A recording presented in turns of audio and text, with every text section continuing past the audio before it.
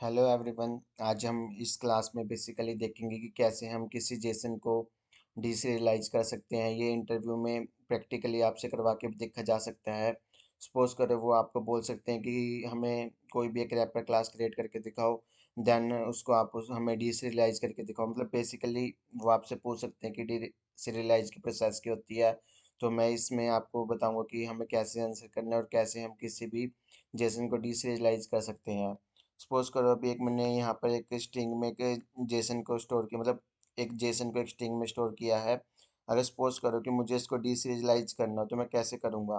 तो मेरे पास सेल्सफोर्स में एक मेथड होता है जेसन डॉट डीसीरियलाइज, ठीक है। वो मैं यहाँ पर ऐसे लिख लूँगा, ठीक है।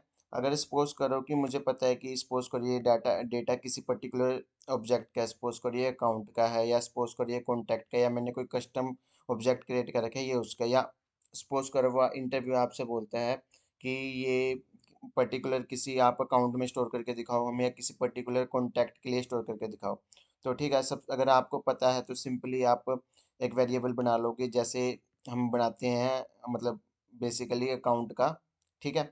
हमने एक अकाउंट का वेरिएबल भी बोल सकते हो आप, इसको ऑब्जेक्ट भी बोल सकते हो, हमने क्रिएट कर लिया, ठीक है। उसके बाद हमारे पास एक मेथड होता है जेसन डॉट सीरियलाइज। वो बेसिकली दो पैरामीटर लेता है। हमारा पहला पैरामीटर होता है जो भी हमारी जेसन है, मतलब जेसन को भी हमने एक स्ट्रिंग में स्टोर कर रखा है, बेसिकली वो एक स्ट्रिंग लेता है, तो हमने यहाँ पर उसको डाल दिया, ठीक है। सेकंड पैरामीटर वो लेता है कि बेसिकली सपोज करो अभी मेरे केस में ये चीज़ अकाउंट थी, हो सकता है ये कॉन्टैक्ट हो या कोई कस्टम ऑब्जेक्ट हो।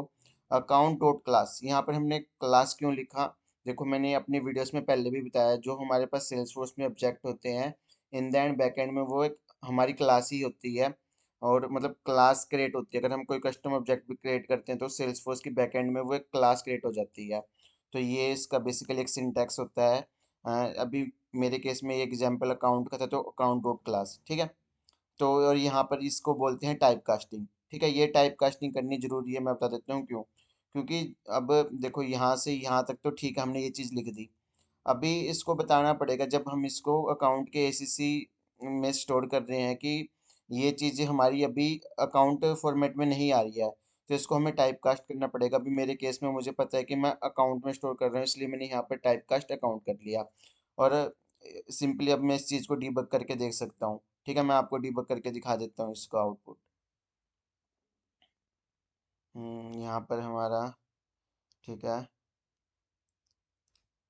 हाँ ये देखो हमारा ये डीसerialize हो गया। तो ये हमारी फर्स्ट अप्रोच थी, ठीक है। सेकंड अप्रोच हमारी क्या हो सकती है, सपोज करो वो कहते हैं कि आप हमें ना कोई रैपर क्लास क्रिएट करो, देन उस रैपर क्लास से इस पर्टिकुलर स्ट्रिंग को आप डीसerialize करके दिखाओ। ऐसा क्यों बोल सकते हैं, देखो जब भी हम रियल टाइम पर इंटीग्रेशन करते हैं, ठीक है, मतलब जब भी हम किसी प्रोजेक्ट में काम कर रहे हैं, ये तो ठीक है कि मेरे पास अकाउंट की टाइप की मैंने एक जेसन ली थी, इसलिए मैंने उसको स्टोर कर लिया। अब रियल टाइम पर हम मल्टीपल, मतलब थर्ड पार्टी हो सकती है वहाँ पर, क्या पता जेसन काफ़ी कॉम्प्लेक्स आ रहा हो। देखो उसको स्टोर करने के लिए या तो हमें सेल्सफोर्स में उस जेसन टाइप का ऑब्जेक्ट क्रिएट करना पड़ेगा, या अगर ऑब्जेक्ट नहीं क्रिएट करते जो यूजली हम करते हैं रियल टाइम पर, हम एक रैपर क्लास बना लेते हैं। उस रैपर क्लास में हम जेसन में जितने भी हमारे वेरिएबल्स होते हैं उनको डिक्लेयर कर लेते हैं। होपफुली आप सभी को रैपर क्लास का कंसेप्ट पता होगा। तो आप वहाँ पर एक सैम्पल रैपर क्लास बना सकते हो, मतलब रैपर क्लास ऐसे बनती है सिंपली, उसमें सिंपल हमारे वेरिएबल्स रहते हैं, ठीक है। नथिंग एल्स, मेथड्स वगैरह कुछ नहीं होते। तो मैंने यहाँ पर सिंपल दो वेरिएबल डिक्लेयर करें हैं स्ट्रिंग टाइप के, ठीक है। अब की बार देखो लास्ट टाइम मुझे पता था कि मुझे अकाउंट में डीसerialize करना है। अब की बार वो रियल टाइम पर यूजली ये वाला क्वेश्चन पूछा जाता है कि एक रैपर क्लास बनाओ और आप डीसerialize करके दिखाओ, ठीक है। माइट भी हो सकता है कि जब आप रियल टाइम पर काम करो वो आपको ये एक पेलोड दे भी सकते हैं, मतलब जैसे जेसन को बेसिकली पेलोड भी बोल देते हैं हम, पेलोड वर्ड यूज किया जाता है, तो वो आपको दे भी सकते हैं और नहीं भी दे सकते। अगर नहीं भी दे तो आप यहाँ पर एक अपने एंड से उनको मेंशन कर सकते हो। देखिए सेम अप्रोच रहेगी, जहाँ जहाँ हमने अकाउंट लिखा था वहाँ हम हमारी क्लास का नाम लिख देंगे, बाकी कुछ भी नहीं चेंज होगा। टाइप कास्टिंग में भी इस बार हमारी क्लास का नेम आ जाएगा, क्योंकि इन द एंड अकाउंट भी सेल्सफोर्स में बैकएंड में क्लास ही है। तो मतलब ये बिल्कुल सिंपल था। ऐसे होता है। और रियल टाइम पर जब हम इंटीग्रेशन करते हैं, जब हमें रिस्पॉन्स ऐसे, ये देखो हम ये तो वैसे ही डिक्लेयर कर रहे हैं हम स्ट्रिंग को, बट उस वक्त हमें बेसिकली रिस्पॉन्स मेथड से मिलता है, जिसको हम एक स्ट्रिंग में या स्ट्रिंग में स्टोर करते हैं।